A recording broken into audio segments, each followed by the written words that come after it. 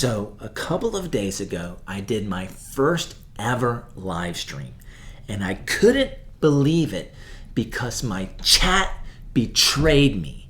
And so what happened?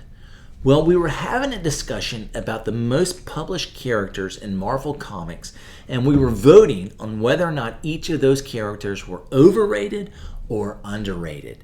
And of course, everyone had a mixture of votes until we got to Iceman. And everyone in that chat said that Iceman is overrated.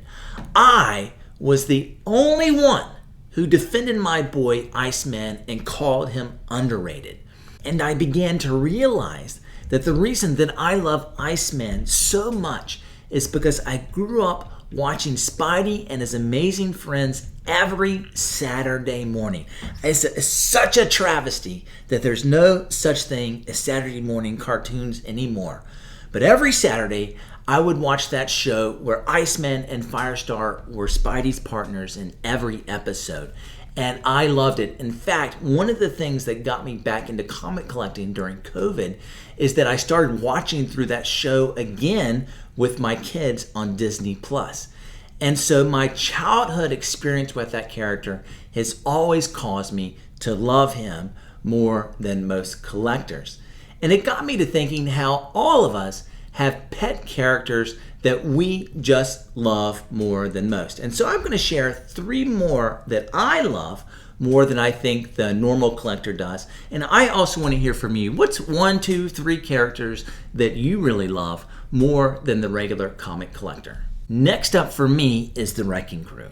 And the reason that I love them so much also goes back to my childhood, because the first comics that I read were the Secret Wars miniseries. And I grew to love almost every character in that series because of that childhood connection. But for some reason, the Wrecking Crew especially stuck out to me as being awesome. I think there's something about them just being kind of this band of brothers that just really appealed to me. Also, I come from a working class background, and so there's something about just these awesome construction workers, using their wrecking balls and their crowbars and all this to destroy people. I just thought it was awesome. And as a side note, it's why I can't even bring myself to watch it. But I know they were pretty much made a joke of in the She-Hulk TV show. And it just really irritates me. It's one of the reasons I won't watch that show. Because when I heard they were going to be on it, I couldn't have been more excited. Would have watched the show just to see them. But then I heard about what they did to them. It hurts my heart. They betrayed me worse than the chat did in my live stream. But anyway, love the Wrecking Crew. And when it comes to collecting comics, one of the most exciting comics I got was the first appearance of the Wrecker. Of course, the man who got it all started. I bought it raw from someone, early on into my collecting journey of vintage comics. And then I sent it off to CGC, and it came back at a 9.4. How awesome! This is the highest graded Silver Age comic book that I own. And it belongs to perhaps the greatest Wrecker fan in all of the universe. And I couldn't be happy. I mean, everybody would be happy to have a 9.4 Silver Age comic book, right? I mean, obviously that's just awesome in itself. But there is not much more that I would want more than this. It's one of my favorite books in my collection. I'll never forget opening it up, and I couldn't believe that it was a 9.4. But the Wrecker and his crew, big place in my heart. Now, speaking of Secret Wars, another character from that series that I think I love more than most was the Absorbing Man.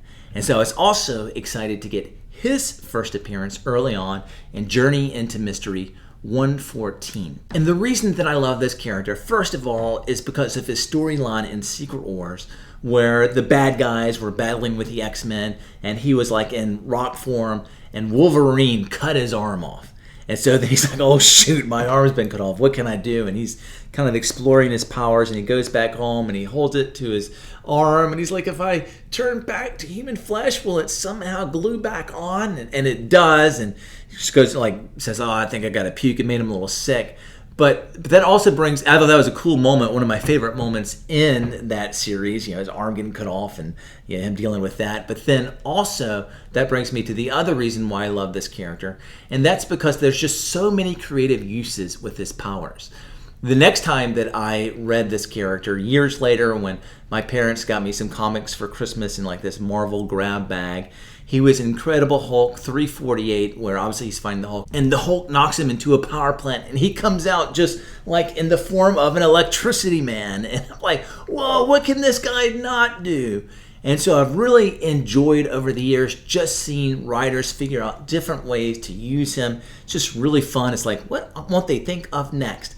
There are other characters I love, like the Thing, but he's just going to punch things, right? He's going to lift things. There's not many ways that you can be creative with a character like that, and that's the true of most power sets. You just shoot blasts, lift things, punch.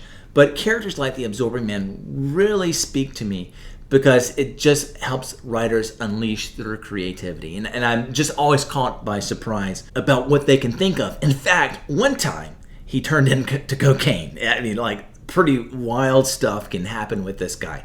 Now, of course, this one is only in a 3.0, so I would love to upgrade it one day. But 3.0 is I try to say that is my minimum of getting into a book. I mean, it was like a Detective Comics 27. Obviously, I would take what I can get. But I generally try to stay 3.0 is kind of the floor. So I'm glad to have gotten in on this, but I would love to get this to be like a 6.0 one day. Obviously, the price is right. We'll see. But regardless, super happy to have it. Fun fact, this is also my only CBCS book that I own.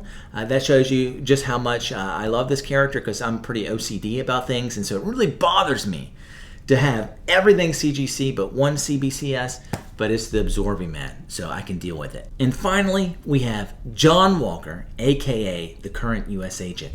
And the reason that I love him is that when my parents got me these grab bags for Christmas back in 1987 and 1988, he was actually Captain America at the time.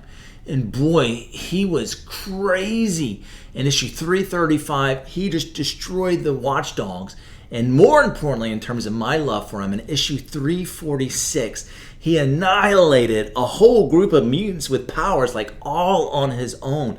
And he just went berserk on them. And I was just like, oh, dude, this guy is tough. And there was one of those mutants, Think Tank, aka Metallo, who has like these, predictive powers, mind powers, can read minds. And he's like, oh, I'm going to read John Walker's mind, and then I'll know what he's going to do, and we can stop him that way. And so he goes to read his mind. He's like, oh, no, he doesn't even think. He's just like in this berserker rage. And then Walker just destroys him, and it's just incredible to me, especially as a kid. And I'm just like, this dude is tough. I want him to be Captain America forever. And and I think most of the fan base doesn't like him because, of course, most people don't want that out of Captain America. You want a guy that has some restraint and some self-control, and John Walker does not. And as a kid, I thought that was awesome. He is committed to the mission, and he has the drive to accomplish it no matter what. In fact, when you get to the end of Captain America 346 and you see that he's still kind of like bothered by something, and his partner Battlestar asks, hey, what's the deal? And he's like, well, my parents' funeral was today, and I couldn't go because we had this mission. You're just like, what? Oh my goodness, this dude is committed. He is all in. And I don't want to rage maybe quite as much as John Walker, but I want to be all in on things. And so I can't wait to see him in the Thunderbolts coming up. I hope they do big things with him. I always think he gets the short end of the stick in the comics. Everybody just kind of takes him as a joke. But I don't. John Walker, I know you're awesome. But once again, you tell me who you like more than most. If you haven't subscribed to this channel, please consider doing so now. Like, comment, thank you.